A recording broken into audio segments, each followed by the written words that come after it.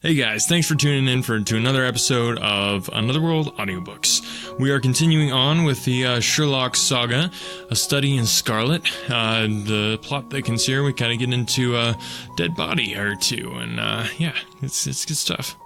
Again, did just want to mention, if you're interested in helping out with the podcast, I am looking for somebody to help me with editing the audio.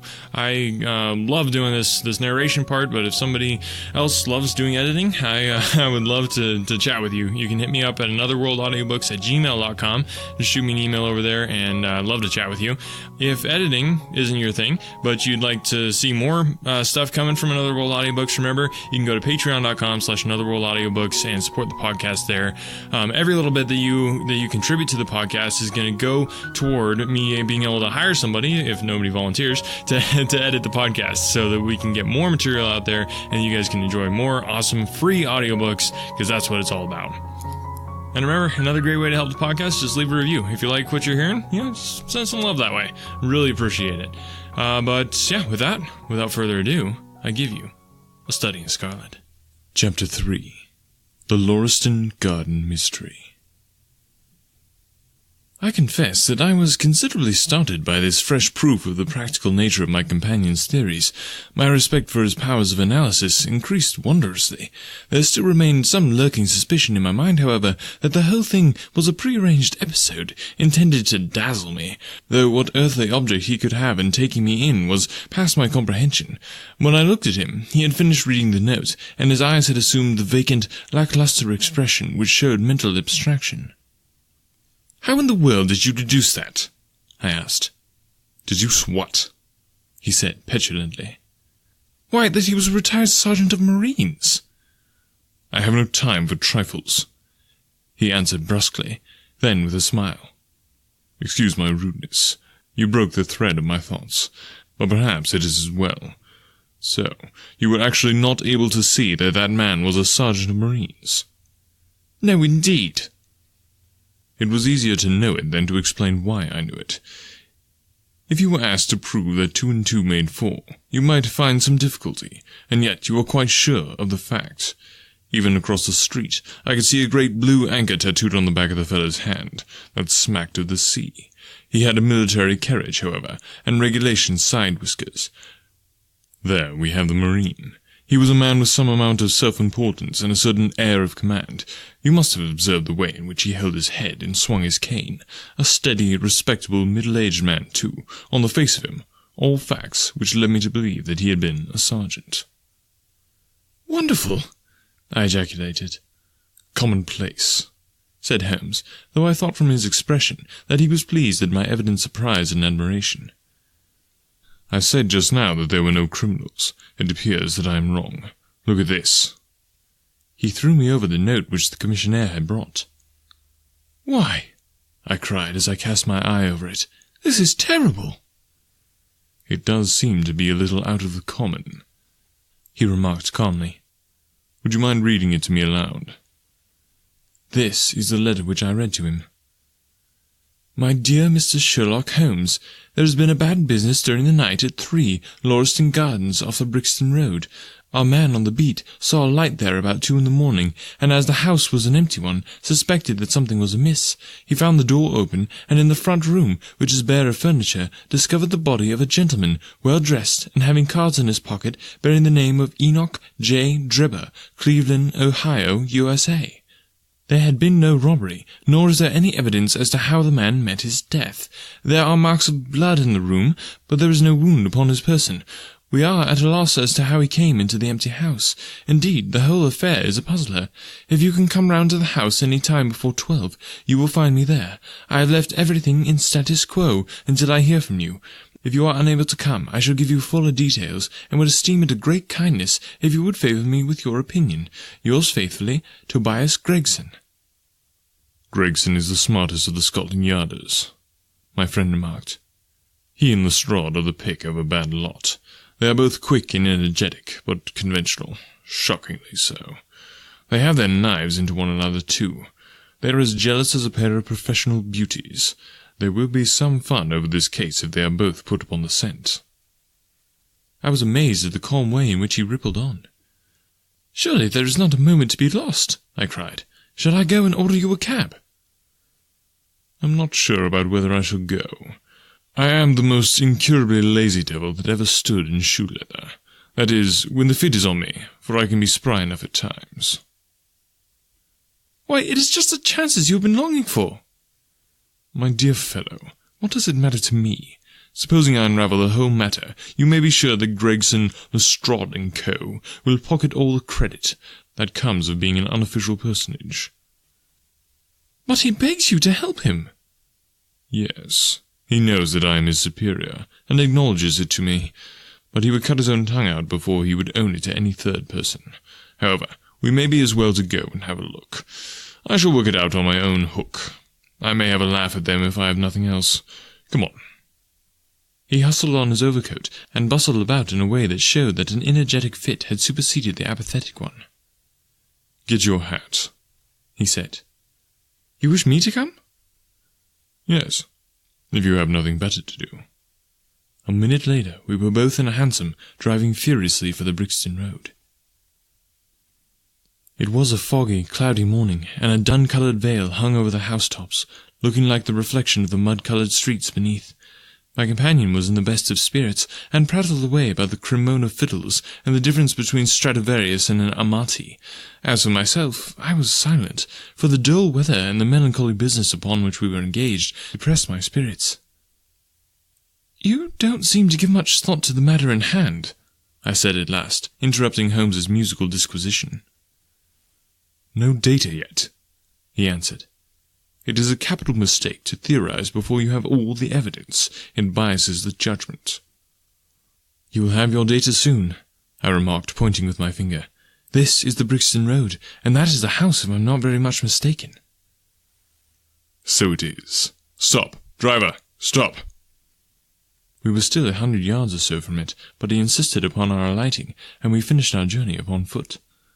Number 3, Lauriston Gardens, wore an ill-omened and minatory look. It was one of 4 which stood back some little way from the street, 2 being occupied and 2 empty. The latter looked out with 3 tiers of vacant, melancholy windows, which were blank and dreary, save that here and there a to-let card had developed like a cataract upon the bleared panes.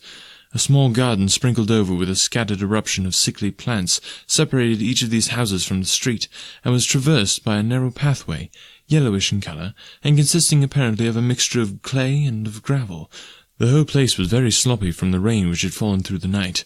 The garden was bounded by a 3-foot brick wall, with a fringe of wood rails upon the top, and against this wall was leaning a stalwart police constable, surrounded by a small knot of loafers, who craned their necks and strained their eyes in the vain hope of catching some glimpse of the proceedings within. I had imagined that Sherlock Holmes would at once have hurried into the house and plunged into a study of the mystery. Nothing appeared to be further from his intention. With an air of nonchalance which, under the circumstances, seemed to me to border upon affectation, he lounged up and down the pavement, and gazed vacantly at the ground, the sky, the opposite houses, and the line of railings. Having finished his scrutiny, he proceeded slowly down the path, or rather down the fringes of grass which flanked the path, keeping his eyes riveted upon the ground. Twice he stopped, and once I saw him smile, and heard him utter an exclamation of satisfaction. There were many marks of footsteps upon the wet clayey soil, but since the police had been coming and going over it, I was unable to see how my companion could hope to learn anything from it.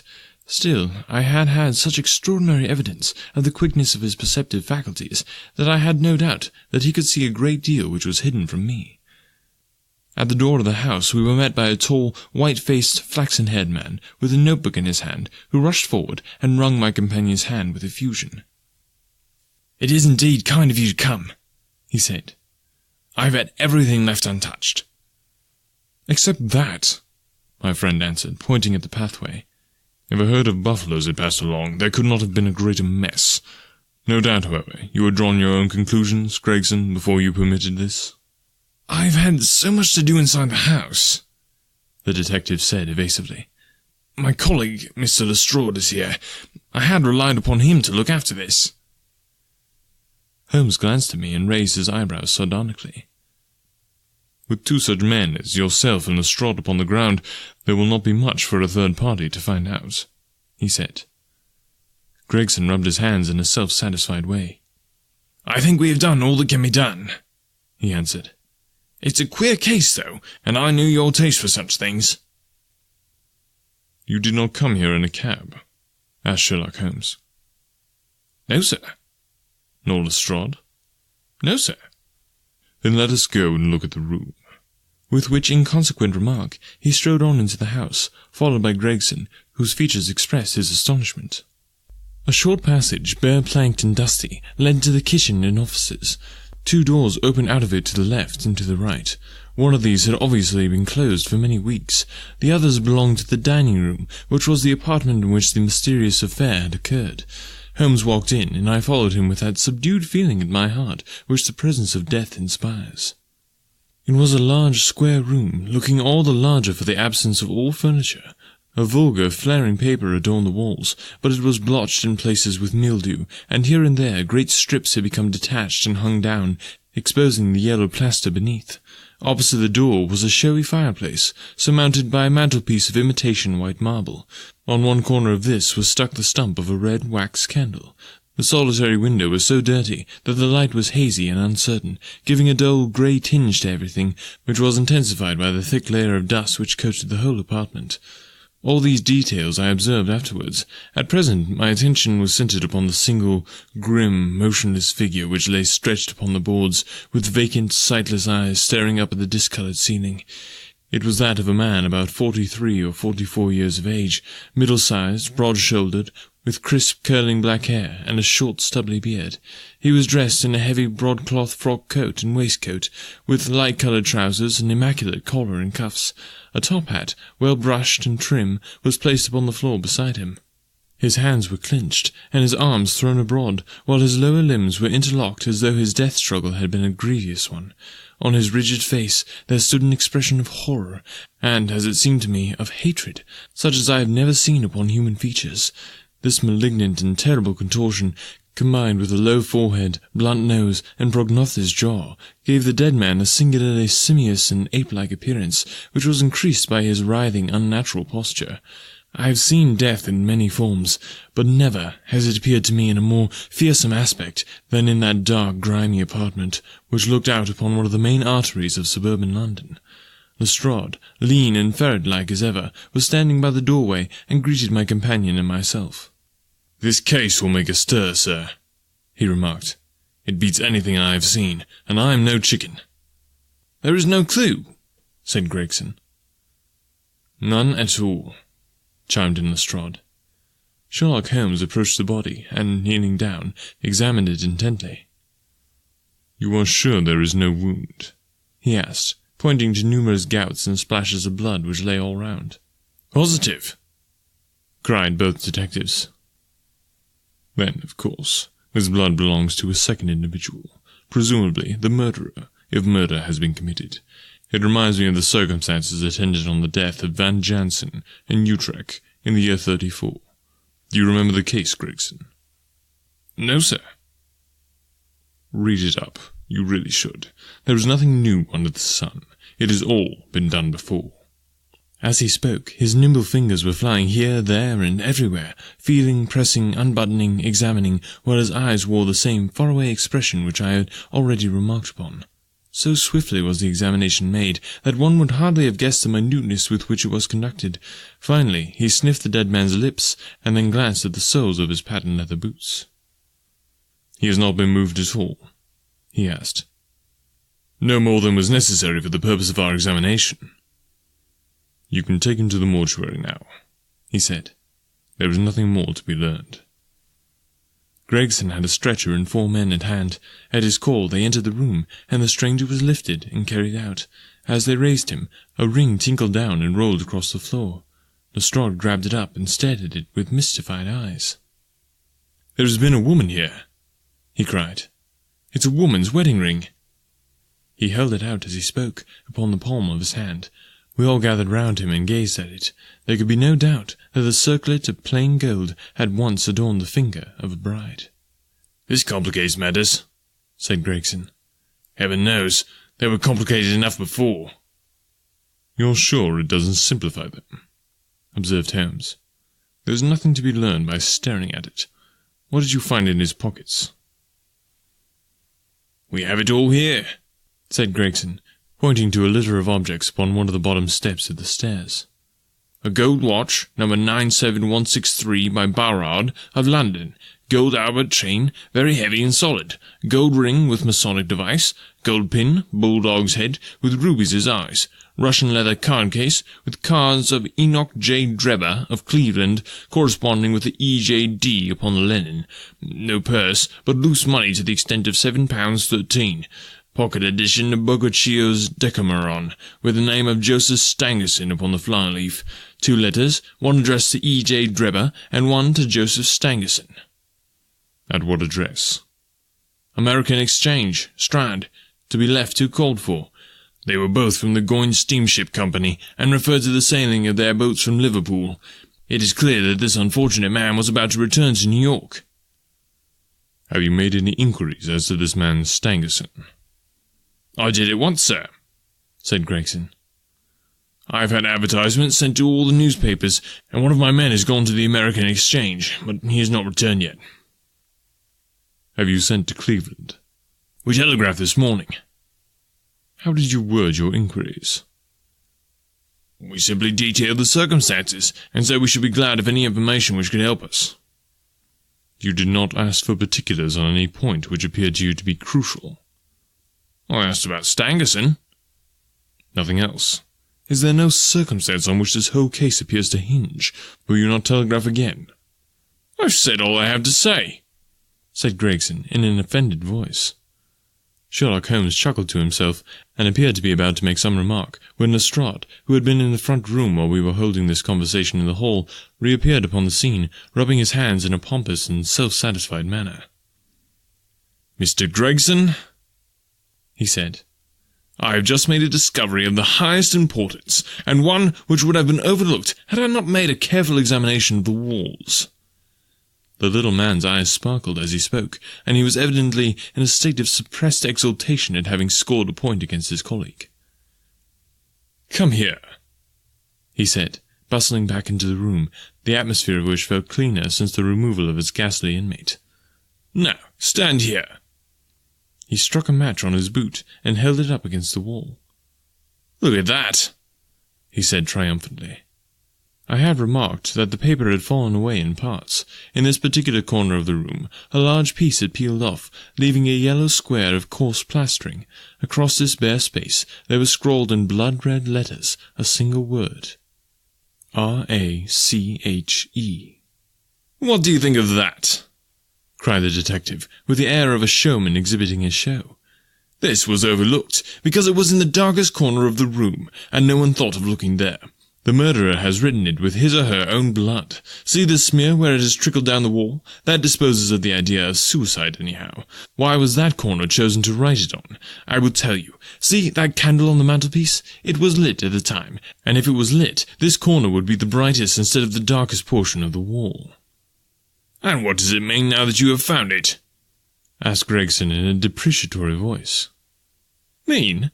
Why, it means that the writer was going to put the female name Rachel, but was disturbed before he or she had time to finish. You mark my words, when this case comes to be cleared up, you will find that a woman named Rachel has something to do with it. It's all very well for you to laugh, Mr. Sherlock Holmes. You may be very smart and clever, but the old hound is the best, when all is said and done. I really beg your pardon, said my companion, who had ruffled the little man's temper by bursting into an explosion of laughter. You certainly have the credit of being the first of us to find this out, and, as you say, it bears every mark of having been written by the other participant in last night's mystery. I have not had time to examine this room yet, but, with your permission, I shall do so now. As he spoke, he whipped a tape measure and a large round magnifying glass from his pocket. With these two implements, he trotted noiselessly about the room, sometimes stopping, occasionally kneeling, and once lying flat upon his face. So engrossed was he with his occupation that he appeared to have forgotten our presence, for he chatted away to himself under his breath the whole time, keeping up a running fire of exclamations, groans, whistles, and little cries suggestive of encouragement and of hope. As I watched him, I was irresistibly reminded of a pure-blooded, well-trained foxhound, as it dashes backwards and forwards through the covert, whining in its eagerness until it comes across the lost scent. For 20 minutes or more he continued his researches, measuring with the most exact care the distance between marks which were entirely invisible to me, and occasionally applying his tape to the walls in an equally incomprehensible manner. In one place he gathered up very carefully a little pile of grey dust from the floor, and packed it away in an envelope. Finally, he examined with his glass the word upon the wall, going over every letter of it with the most minute exactness. This done, he appeared to be satisfied, for he replaced his tape and his glass in his pocket. "They say that genius is an infinite capacity for taking pains," he remarked with a smile. "It is a very bad definition, but it does apply to detective work." Gregson and Lestrade had watched the manoeuvres of their amateur companion with considerable curiosity and some contempt. They evidently failed to appreciate the fact, which I had begun to realize, that Sherlock Holmes's smallest actions were all directed towards some definite and practical end. "What do you think of it, sir?" they both asked. "It would be robbing you of the credit of the case if I was to presume to help you," remarked my friend. "You are doing so well now that it would be a pity for anyone to interfere." There was a world of sarcasm in his voice as he spoke. "If you will let me know how your investigation goes," he continued, "I shall be happy to give you any help I can. In the meantime, I should like to speak to the constable who found the body. Can you give me his name and address?" Lestrade glanced at his notebook. "John Rance," he said. "He's off duty now. You will find him at 46 Audley Court, Kennington Park Gate." Holmes took a note of the address. "Come along, Doctor," he said. "We shall go and look him up. I'll tell you one thing which may help you in the case," he continued, turning to the two detectives. "There has been a murder done, and the murderer was a man. He was more than 6 feet high, was in the prime of life, had small feet for his height, wore coarse, square-toed boots, and smoked a Trichinopoly cigar. He came here with his victim in a four-wheeled cab, which was drawn by a horse with 3 old shoes and 1 new one on his off-fore leg. In all probability, the murderer had a florid face, and the fingernails of his right hand were remarkably long. These are only a few indications, but they may assist you." Lestrade and Gregson glanced at each other with an incredulous smile. "If this man was murdered, how was it done?" asked the former. "Poison," said Sherlock Holmes curtly, and strode off. "One other thing, Lestrade," he added, turning round at the door. "RACHE is the German for revenge, so don't lose your time looking for Miss Rachel." With which Parthian shot he walked away, leaving the two rivals open-mouthed behind him. Chapter 4. What John Rance Had to Tell. It was 1 o'clock when we left number 3 Lauriston Gardens. Sherlock Holmes led me to the nearest telegraph office, whence he dispatched a long telegram. He then hailed a cab, and ordered the driver to take us to the address given by Lestrade. "There is nothing like first-hand evidence," he remarked. "As a matter of fact, my mind is entirely made up upon the case, but we may as well learn all that is to be learned.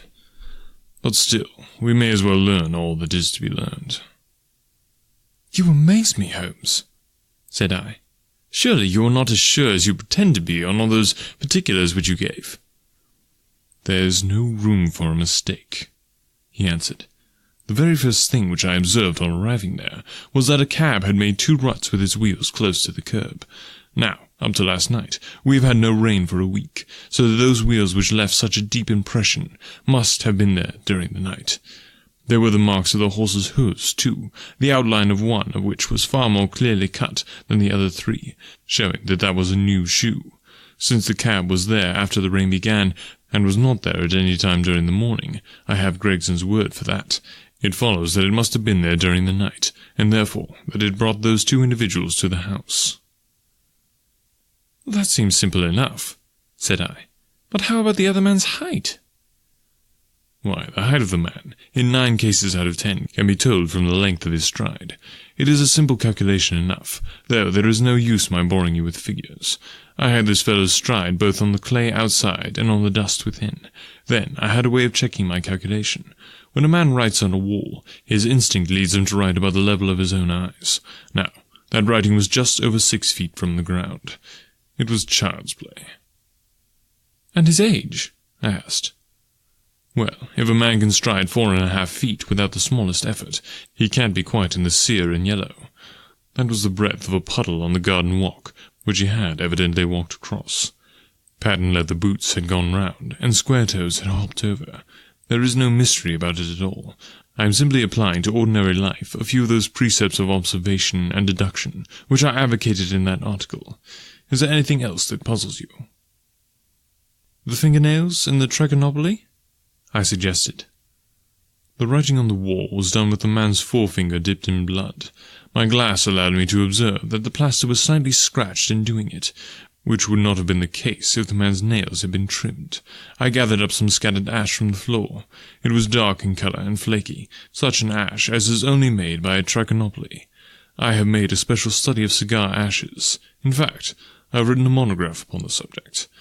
I flatter myself that I can distinguish at a glance the ash of any known brand either of cigar or of tobacco. It is just in such details that the skilled detective differs from the Gregson and Lestrade type. And the florid face? I asked.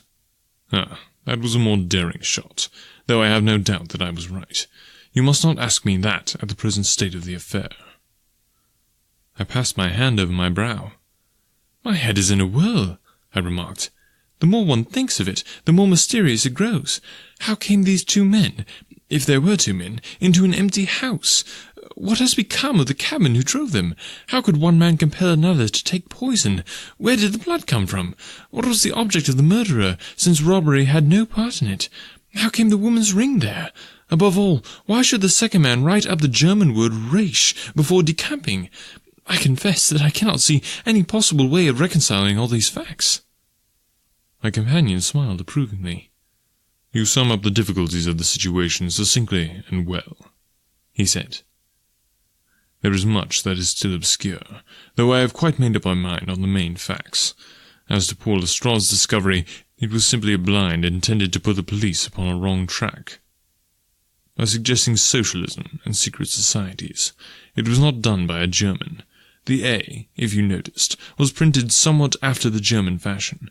Now, a real German invariably prints in the Latin characters, so that we may safely say that this was not written by one, but by a clumsy imitator who overdid his part.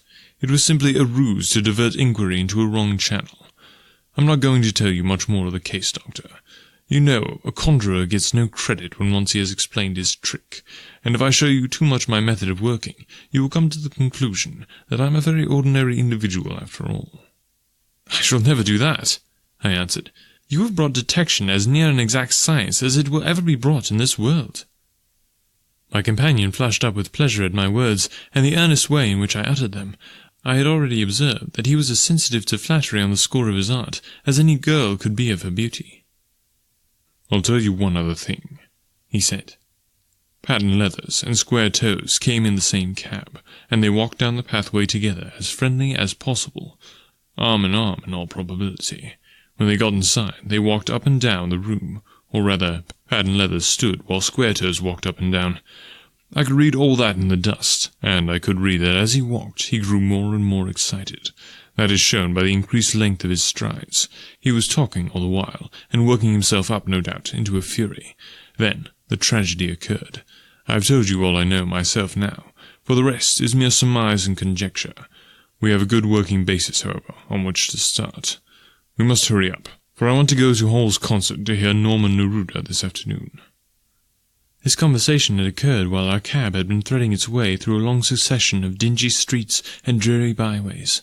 In the dingiest and dreariest of them, our driver suddenly came to a stand. "Well, that's all they caught in there," he said, pointing to a narrow slit in the line of dead-coloured brick. "You'll find me here when you come back." Audley Court was not an attractive locality. The narrow passage led us into a quadrangle paved with flags and lined with sordid dwellings. We picked our way among groups of dirty children and through lines of discoloured linen until we came to number 46, the door of which was decorated with a small slip of brass on which the name Rance was engraved. On inquiry, we found that the constable was in bed, and we were shown into a little front parlour to await his coming. He appeared presently, looking a little irritable at being disturbed in his slumbers. "I made my report at the office," he said. Holmes took half a sovereign from his pocket and played with it pensively. "We thought that we should like to hear it all from your own lips," he said.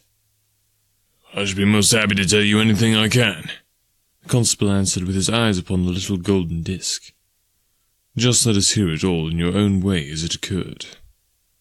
Rance sat down on his horsehair sofa and knitted his brows as though determined not to omit anything in his narrative. "I'll tell it ye from the beginning," he said. "My time is from 10 at night to 6 in the morning. At 11 there was a fight at the White Hart, but by that I was quiet enough on the beat. At 1 o'clock it began to rain, and I met Harry Murcher, him who has the Holland Grove beat, and we stood together at the corner of Henrietta Street a-talking. Presently, maybe about 2, or a little after, I thought I would take a look round and see that all was right on Brixton Road. It was precious dirty and lonely. Not a soul did I meet all the way down, though a cab or two went past me. I was a-strolling down, thinking between ourselves how uncommon handy a 4 gin hot would be, when suddenly the glint of a light caught my eye in the window of that same house. Now, I knew that them 2 houses in Lauriston Gardens was empty, on account of him that owes them, who won't have the drain seen to, though the very last tenant who lived in one of them died of typhoid fever. I was knocked on the heat, therefore, at seeing a light in the window. I suspected something was wrong. When I got to the door—" "You stopped, and then walked back to the garden gate," my companion interrupted. "What did you do that for?" Rance gave a violent jump, and stared at Sherlock Holmes with the utmost amazement upon his features. "Why, that's true, sir," he said. "Though how you come to know it, heaven only knows. You see, when I got up to the door, it was so still and so lonesome that I thought I'd be none the worse with someone with me. I ain't afeard of anything on this side of the grave, but I thought that maybe it was him that died of the typhoid inspecting the drains what killed him. The thought gave me a kind of turn, and I walked back to the gate to see if I could see Murcher's lantern, but there wasn't no sign of him nor of anyone else." "There was no one in the street?" "Not a living soul, sir, nor so much as a dog. Then I pulled myself together and went back and pushed the door open. All was quiet inside, so I went into the room where the light was a-burning. There was a candle flickering on the mantelpiece, a red wax one, and by its light I saw—" "Yes, I know all that you saw. You walked round the room several times, and you knelt down by the body, and then you walked through and tried the kitchen door, and then—" John Rance sprang to his feet with a frightened face and suspicion in his eyes. "Where was you hid to see all that?" he cried. "It seems to me that you know a deal more than you should." Holmes laughed and threw his card across the table to the constable. "Don't get arresting me for the murder," he said. "I'm one of the hounds and not the wolf. Mr. Gregson or Mr. Lestrade will answer for that. Go on, though. What did you do next?" Rance resumed his seat, without, however, losing his mystified expression. "I went back to the gate and sounded my whistle. That brought Murcher and 2 more to the spot." "Was the street empty then?" "Well, it was as far as anybody that could be of any good goes." "What do you mean?" The constable's features broadened into a grin. "I've seen many a drunk chap in my time," he said, "but never anyone so crying drunk as that cove.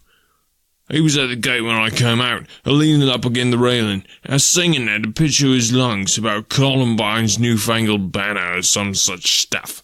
He couldn't stand for less help." "What sort of man was he?" asked Sherlock Holmes.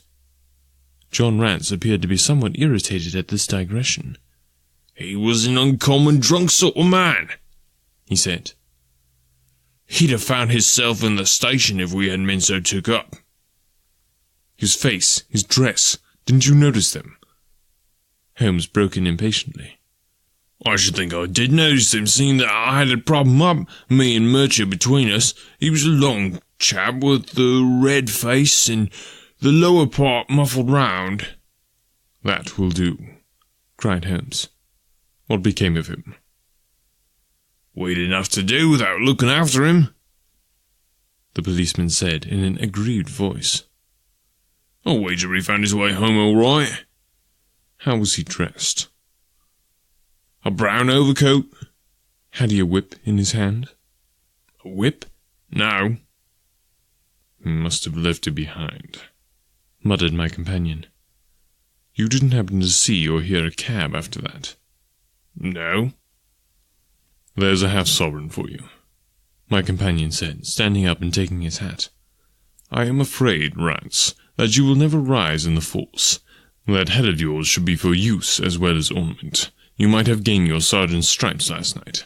The man whom you held in your hands is the man who holds the clues of this mystery, and whom we are seeking. There is no use of arguing about it now. I tell you that it is so. Come along, Doctor." We started off for the cab together, leaving our informant incredulous, but obviously uncomfortable.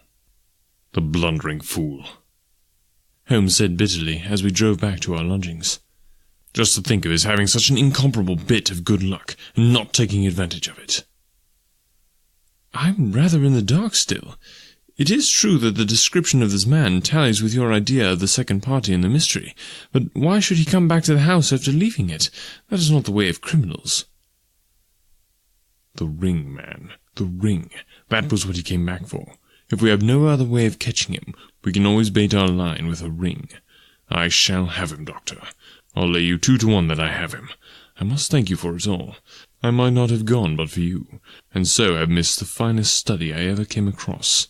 A study in Scarlet, eh? Why shouldn't we use a little art jargon?